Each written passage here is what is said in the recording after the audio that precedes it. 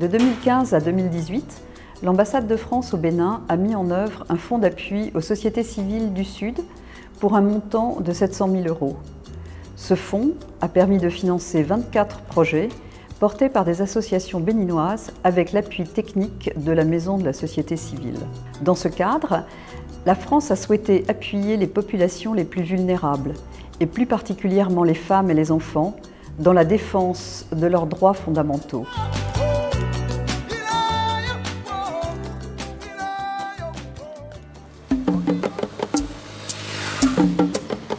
Dassa, l'une des principales communes du département des Collines, est réputée pour la qualité de son granit.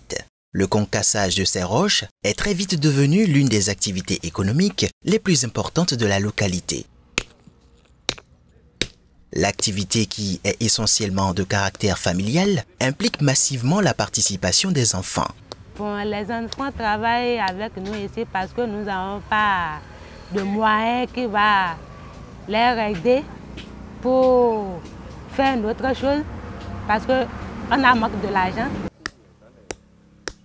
Face à cette situation, le Forum des organisations de défense des droits de l'enfant dans les collines, FODEC, a décidé d'intervenir dans le cadre du PASRIB, projet d'appui au suivi des recommandations internationales relatives aux droits des enfants au Bénin. Cette activité financée par le Fonds d'appui aux sociétés civiles du Sud a essentiellement consisté en une série de plaidoyers en direction des différents acteurs impliqués dans le travail des enfants dans les carrières. Ces plaidoyers ont bénéficié du soutien du Centre de promotion sociale de Dassazouma. Nous travaillons avec FODEC. Nous avons réalisé plusieurs plaidoyers en ce qui concerne l'élimination du travail des enfants en matière de concassage de granit. Plusieurs catégories d'enfants interviennent dans ce secteur d'activité. Nous avons les enfants déscolarisés. Nous avons les enfants scolarisés aussi, qui, en situation de précarité, sont obligés de faire ce travail-là pour survivre, pour essayer de payer leur scolarité ou les charges inhérentes à la scolarisation. Les populations se sont montrées sensibles aux arguments employés. Nous aussi, on a pitié d'eux. Parfois, ils cassent les doigts, parfois, les carcasses peuvent entrer dans leurs yeux. Eux-mêmes, ils sont conscients que c'est une activité très difficile, mais pour une raison ou une autre, implique intimement les enfants. Et comme exemple, on croit qu'en les utilisant, on augmente un peu son chiffre d'affaires. Mais quand l'enfant a des soucis de santé, on dépense plus que ce qu'on a investi. Néanmoins, pour que l'effet recherché soit atteint, les populations cibles indiquent que certaines de leurs attentes doivent être comblées. Si peut-être on peut avoir de maternelle comme ça, on peut les amener là-bas et venir travailler nous-mêmes aussi ici. Pour Fidèle Agboui, le changement de mentalité espéré ne peut intervenir que dans la durée. Ces activités ont été des activités historiques.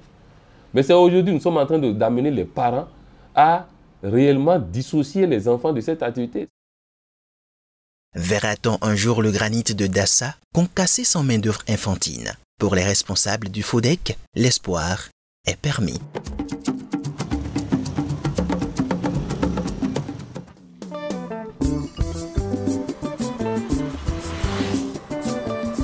À Gogounou, dans le département de la Liborie, retirer l'acte de naissance de son enfant est encore loin d'être rentré dans les habitudes.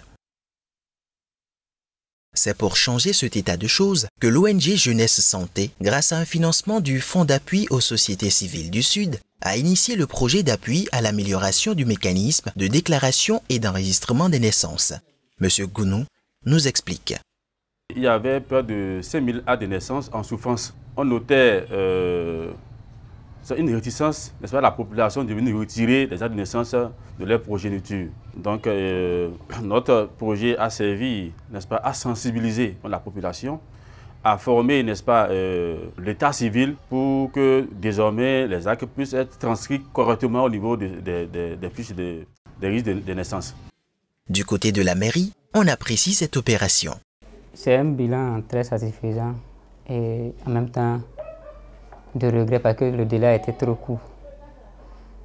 C'est un bilan très satisfaisant du fait que ça nous a aidé à quand même évacuer les actes de naissance qui étaient en souffrance dans les bureaux des arrondissements de la commune de Gorgono. Ça nous a permis d'améliorer le système d'enregistrement des naissances, le système d'améliorer aussi le taux de déclaration et de retrait des naissances au niveau de la commune. Si du côté de Jeunesse Santé, on ne cache pas sa satisfaction, c'est parce que les retombées vont bien au-delà des attentes. Notre projet avait pris en compte 70% de ces actes de naissance qui étaient disponibles. On note que la population n'a plus de difficulté à venir retirer ces actes de naissance-là. Du côté des bénéficiaires, on décerne un satisfecit à l'opération. Il y a ma petite soeur qui elle allait au CEP. Elle n'enlève pas l'acte de naissance. C'est grâce à ce projet que ma soeur a trouvé son acte de naissance pour passer son examen et elle a démise. J'ai apprécié le projet parce que actuellement, il y a les adultes qui n'ont pas les actes de naissance.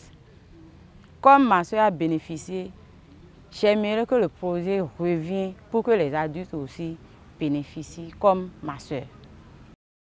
Dans un pays dont la majorité de la population est jeune, les organisations de la société civile prennent chaque jour la mesure de la nécessité de renforcer les droits de l'enfant afin de construire une société plus juste, socle d'un avenir prospère pour tous.